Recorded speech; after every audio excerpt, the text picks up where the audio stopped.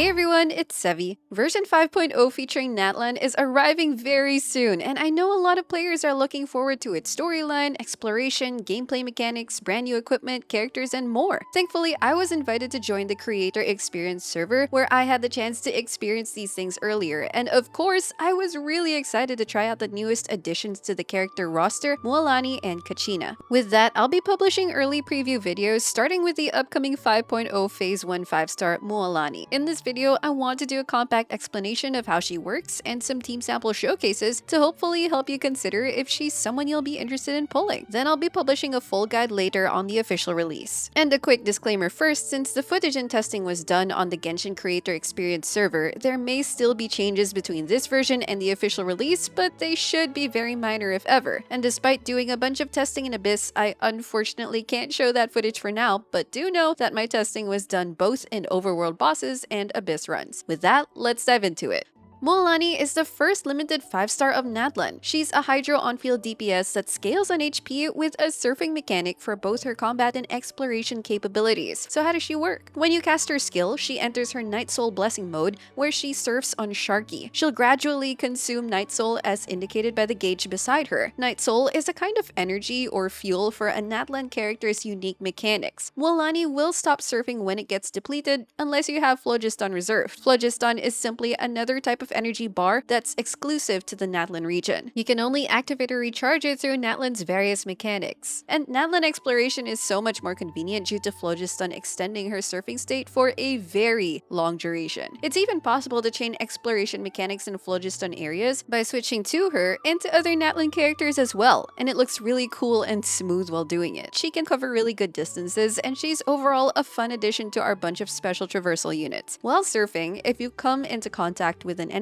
she'll mark that enemy and simultaneously gain a stack of wave momentum up to 3 stacks, which are these 3 icons beside the gauge. Using her normal attack with 1 or 2 stacks deals Sharky's Bite, consuming those stacks and dealing increased HP scaling damage multipliers. The more stacks you have, the higher the damage. And while she hits the nearest enemy, she also fires off missile attacks to the other marked enemies for multi-target damage. More importantly, getting 3 stacks unlocks her most powerful normal attack called Sharky's Surging Bite. On top of the base damage multipliers given by those wave stacks, there's an additional huge extra HP scaling multiplier, which means that even a single hit can do very big damage. Also, unlike those level 1 and 2 Sharky Bites, the level 3 Surging Bite allows her to generate this pufferfish up to 2 times, which you can pick up to replenish a portion of her Night Soul to extend her surfing time. As for her burst, it simply deals 1 big AoE Hydro damage hit. Her overall gameplay rhythm is relatively easy to get the hang of as you mark and bite enemies, and they come with a pretty cool and cute set of animations. She flips and spins on Sharky. Her default normal attacks, which you generally won't use much of in combat, makes her lob those puffers at enemies, and she's just so bouncy and fun in general. There are a couple more details I'll expound on in the full guide, but for now, these are the most essential things to know about her gameplay mechanics. Another important aspect of maximizing her damage is with elemental reactions, with one very potent reaction in particular. When it comes to Hydro units, we often consider how much they apply Hydro to determine how they contribute to elemental reactions. Now for Mualani, her Hydro application is slower and more controlled. Marking enemies actually applies no Hydro on them. It's only when you use her Sharky Bites or burst that her hits actually apply Hydro. Due to the relative slowness of her application, she can be set up as the trigger for Hydro-related reactions, with the most damaging one being Vaporize. This can be set up by having a teammate quickly and continuously reapply Pyro on the enemy, while Mualani is marking enemies between her Surging Bites. This way, it's entirely possible to vaporize all of her Surging Bites plus her burst. There can be other ways to play around with her, but Vaporize is something Mualani can do very well and is definitely super rewarding. Even her signature weapon wants you to trigger Vaporizes to maximize its passive. So having established that, I'll be focusing on trying out her Vaporize teams later. Let's look at the build she's on, which tackles some of the new artifacts and weapons. Mualani's using the new Obsidian Codex artifact set. It's a Natlan-specific set since it needs Night Soul to activate its effects. It gives her a universal 15% damage bonus and a whopping 40% 30% crit rate when active. It's practically a better Marechaussee Hunter set, but Natlan edition. Here are the main stats and substats of her pieces, and here are her overall stats. I consider this quite well invested. Most of the artifacts in this server were already preset, and I didn't want to spend so much time farming for pieces. It's nice that she makes good use of EM stats from having a vaporize reaction focused playstyle, allowing more viable pieces on her. Using the Codex set also gives her a ton of crit rate, so Mualani's crit rate stat will look somewhat low outside of battle, but that allows you to focus more on getting crit damage, HP, and EM stats. For her weapon, first is the free-to-play option, the Ring of Yakshe. It's free from the Natlan web event and also craftable. It buffs HP and normal attack damage, perfect for Mualani's needs. Second is her limited signature weapon, the Surf's Up W engine,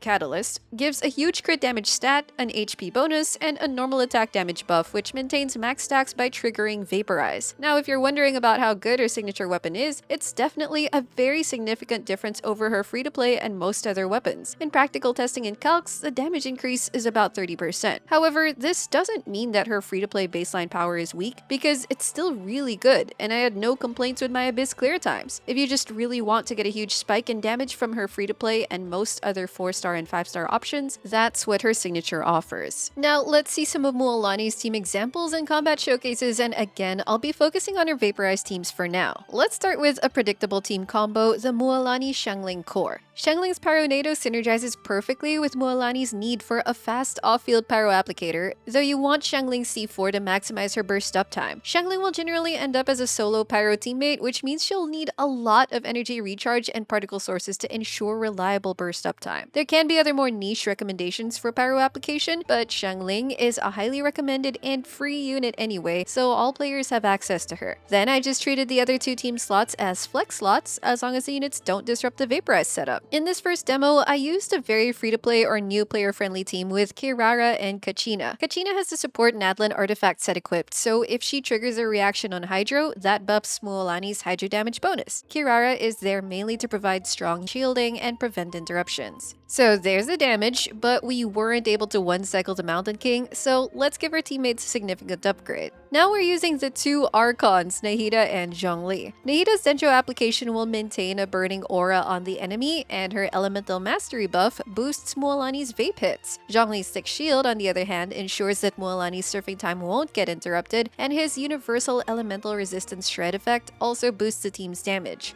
We can see the damage increase, and it's sizable enough to make the team one-cycle the boss. For a more upgraded variation of that, let's put Mualani on her signature weapon.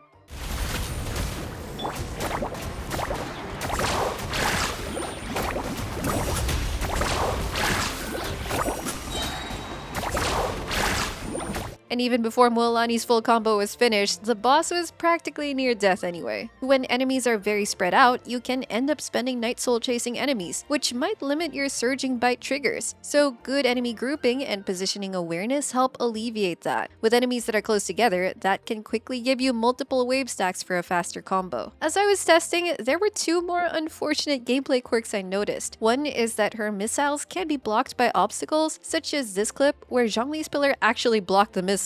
Another is that if the enemy suddenly moves away, it's possible for her surging bite to miss. Those don't happen too often, but they are noticeable when they do. Anyway, for the next team showcase, I wanted to test Mualani's performance when paired with another Hydro unit as a way to get Hydro Resonance's HP buff. The main question here is, won't a second Hydro unit interfere with the Pyro Aura and therefore also with Mualani's vaporized triggers? So I was hoping testing would shed some light on it. One option was Candace, as Mualani benefits from her normal attack damage bonus. In this setup with Pyro and Dendro application, even a C6 Candace won't interrupt with the vaporizes, so that's pretty neat, and at least her normal attack buff will last throughout Mualani's field time. Then I really wanted to try Furina to take advantage of her buffing abilities and off-field damage, and Furina's Hydro application can be considered relatively slow. Dendro should also help mitigate a Hydro aura, but since having Furina will need strong healing, I switched to Baiju instead. There were some runs where the stars aligned. Mualani's hits were all able to vaporize, however there were also inconsistencies, like Furina's pets stealing vapes or Pyro not being reapplied quickly enough. Consider these potential drawbacks if you were thinking of putting her and Mualani together. I'll tackle more about her teammate options and considerations in my full guide.